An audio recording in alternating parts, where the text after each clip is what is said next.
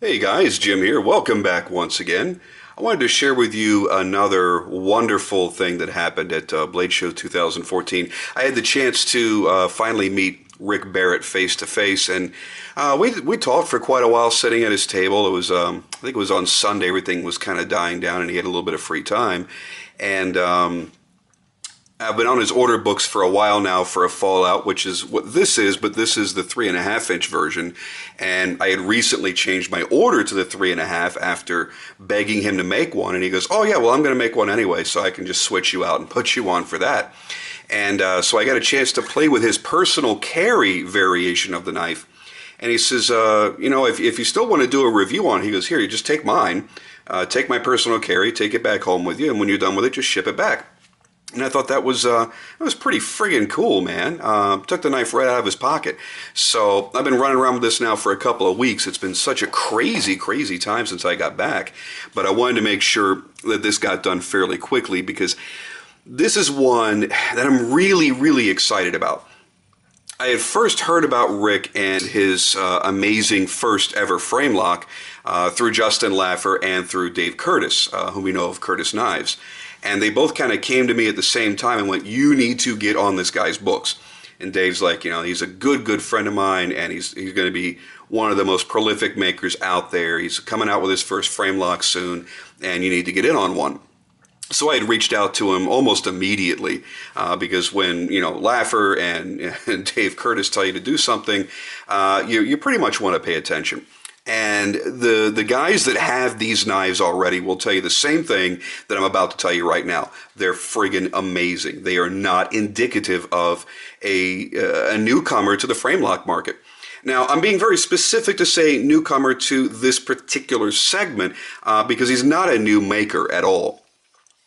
He's actually been making swords and the most traditional aspects. He makes some crazy swords. It takes him like 6 to 8 months of his life to build those swords that he's making. And he's tapering off of that and going to be focusing more on his folders. So he's still got a few swords, he says, that he's under contract or commissioned to finish making. And after that, he's going to put a lot more emphasis on his folders. And when he first began, it was just, he kind of knew how to do liner locks and everything else, but it was Dave Curtis that helped him and teached him the nuances between frame locks and liner locks so he could kind of, get all that stuff out of the way and get it done right the very first time. I mean, setting a lock is not an easy thing to do. That's why a lot of guys struggle, when they go from, making fixed blade knives to all of a sudden making folders. And then you make, a lot of them just naturally go to friction folders. And then making that leap to a frame lock is a really, really, really big deal. There's so many variables that can go wrong. If your backspacer isn't the right width, or it's a little wonky, it's a little thicker here and thinner there, and it offsets how the frame fits and closes around the blade. Getting your pivot holes lined up perfectly through both sides and the blade, so there's no angle to it that causes it to bind as it's opening up. Setting your lock, setting your detent. There are so many things that go into making a knife, especially when you're doing it by hand, that it's really, really a daunting task. And I got to say, right out of the gate, Rick has impressed everybody. Some of the most prolific collectors have gotten his knives and just raved about them. And you can see that on Instagram, you can see it on Facebook, you can see it on the forums. Everybody loves his knives. Problem is, you can't really get them very easily. He's not really taking direct orders. He's not doing books. But what he is doing is when you reach out and contact him, he'll put your name on a list. And when he's ready to do his next batch, 4 to 6 knives, he will email the next people up on his list. And he'll say, "Okay, I'm ready to do these. Here's the pricing. Here's what your available options are. And if you want to do something more custom, please contact me with all of the details." And, if you snooze, you lose. You don't get back to him, boom, he moves on to the next guy. So he's trying to be, as fair as he possibly can with the limited amount of time that he has. All right, let's bounce out of that for a second. Let's just talk about the knife. Now, the differences here between the This Fallout, the 3.5-inch version, which I think he might be calling the minor Fallout, compared to the original. The original was a 4.25-inch blade, which is massive, especially when you consider the blade stock that's being used. And the overall length was 10 friggin' inches. It is a monster. It's big, it's beefy, it's heavy. This one, shrunken down, 3.5-inch blade, and 8.5 inches overall. Now, that's still a sizable knife, but it's something that's going to be a lot more pocketable for a lot more people. Now, this particular variation is going to be done in Chad Nichols' Mokuti, and you see it is absolutely gorgeous. Let's give you a nice close-up here. Beautiful pattern on this, and he did a great job with the color. The back spacer that you see, the custom back spacer, it almost gives the appearance of being a floating back spacer. That's titanium, obviously beautifully blue anodized. And this is heat anodized, by the way. This is not electro ano. And I was really shocked to find that out because that is a really vibrant and consistent blue that I didn't know that you could really achieve that degree of consistency with a blowtorch. The pocket clip is titanium. Nicely done there. A little bit of ano work in there to give it a little pop of color. The pivot is titanium as well. He did a great job creating the illusion that this was also Mokuti, so it kind of blends in nicely. Just gorgeous. And the blade, 1095 steel from Jersey Steel Baron with his signature hamon. His hamons are gorgeous. Some are a little more pronounced than others, but they're always beautiful, and they add a lot more character to his knives. It's a really interesting shape. It's kind of a recurved tanto with a spear point and a harpoon. There's a lot going on there, and this does not look like a very easy grind to do. Everything is hand ground. This is a very sharp example, by the way, even though this is his carry knife and you'll see some wear and marks on it. Please keep in mind, this is his personal carry knife, and he does carry it, he does use it, so it's not going to be in perfect condition. This is just astounding. It's really beefy in the hand, but his ergos are fantastic. I especially love this, where the frame comes up and back around here, and the slightly raised back spacer. He's done sort of a fighter style here where the back end comes up around your pinky finger. You're hooked in with the front choil, and then of course your flipper acts as a finger guard. So you've got kind of a fighter style knife here in the way that it feels in the hand. The action is fantastic. Here is the lockup. Great lock geometry on that. Very smooth, obviously on bearings, very quick flipper, but it's a very thick and very, very heavy blade. You feel it when it rips open. You feel it when it hits that stop. You know that you've got a serious, serious knife in your hand. It's just, I mean, it's breathtaking, and it reaffirms all the things that I had heard about him and his quality. It makes me so very glad that I was able to get my order in with him. I don't know when mine's coming up. It could be next month. It could be 8 months from now. I have no idea. But all I know is I'm excited. I've already discussed with him the way that I want mine configured, which is a bit different. Actually, I'll be honest with you, I wanted to do this exact thing.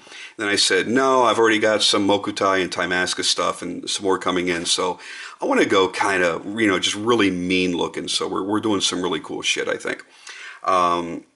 Another announcement I'd like to make that I'm very excited about, we discussed him bringing in his knives and making them available to me direct for the Diamond Jim's Live Knives project. So on my live show, you're going to start seeing Rick's amazing knives as well. It may not be for the very next show. He has a lot of stuff going on. We're hoping for one, but it will be an ongoing thing for the future.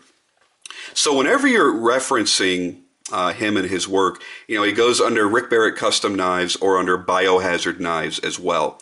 You can see his fixed blade work, his Damascus work, his incredible swords on his website, and the original Fallouts as well. I don't recall seeing anything on the smaller variation yet, but I'm sure he'll be updating that soon. But you're going to want to follow him really on Instagram because that's really where everybody's going now, isn't it? You know, there are guys that haven't updated their website in over a year, and all of their current stuff is what they're displaying on Instagram. So that's really kind of the place to go. So basically, the Fallout design was something that Rick had sketched up for his own personal carry knife about 3 years ago. He just wanted to have something to have on him in a folder, just kind of for himself. And it sat on his drawing board for a long time because he had such a huge backlog of swords that he was making. He really didn't have a lot of time to go messing around and experimenting, doing any kind of folders. But last year he had a really severe elbow injury, and it pretty much ended his swordsmithing. I mean, this guy was smelting his own metal and everything. It was crazy. He was as hardcore as you could get, and it's pretty much kept him from being able to do that to the degree that he wants to. So he wanted to start focusing more on actual, you know, handheld knives, fixed blades, and his folders. And I gave him the opportunity to sit down and prototype these. And it was Dave Curtis that really helped him get it up and running last year. And I got to tell you, the workmanship in this, the detail work, is gorgeous. The fitment of everything, the tight tolerances. Love this lock bar cut out here. His finish work, whether it be in the stone washing or his beautiful hamones, in the polishing done on the spine. Obviously it has some marks because, again, he is carrying this knife. The clean work he's done with the Mokuti, the incredible backspacer. You know, there are a lot of guys that said that they ordered theirs just based on seeing pictures of other people's knives and seeing the gorgeous backspacer. It's funny how it can sometimes just be one small detail that turns you on to a particular knife or a particular knife maker. So for those that are into sculpted, articulated backspacers, you're certainly getting that here. Really nice shape overall, great contouring, whether this be titanium or the Mokuti. Then he does this nice clean edge right up the back here. And what I like about that is it gives a balance and a really nice, fore and aft to the harpoon that we have on the blade up here. So you basically got kind of that same structure here, that same swedge that you have here on the harpoon. So you've got a really nice balance on the knife, the way that that's been done. Everything is contoured gently. You still get what look like sharp edges, but it feels really nice in the hand. There are no real particular hot spots.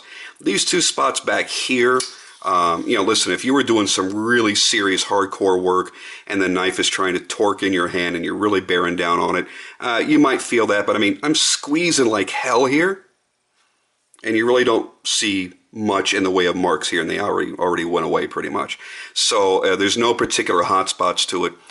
You've got room here to throw your thumb up to the back side of the harpoon, which is one of the reasons I like harpoons on blades. It gives it a very aggressive profile, but it gives you not really a thumb ramp, but just a place to kind of put your thumb. He has hammered off the back edge right here at the ricasso, so you don't have to worry about cutting yourself if you choke up there. So if you're doing, more finer cutting tasks, you have a little bit more dexterity on the blade by throwing your thumb that far forward. So it's a useful style for me. I know a lot of people go, well, recurves, they're not very useful. Listen, it's going to cut anything that you throw at it. Honestly, I can't see any reason why it wouldn't. Is it going to be a little bit more of a challenge to sharpen? Absolutely. So as I discussed with Rick today, he's going to be experimenting with different models in the upcoming future. Maybe look for 1 or 2 prototypes at The Gathering, coming up very soon in a couple of months at G6, and seeing what kind of different blade profiles he's going to experiment with.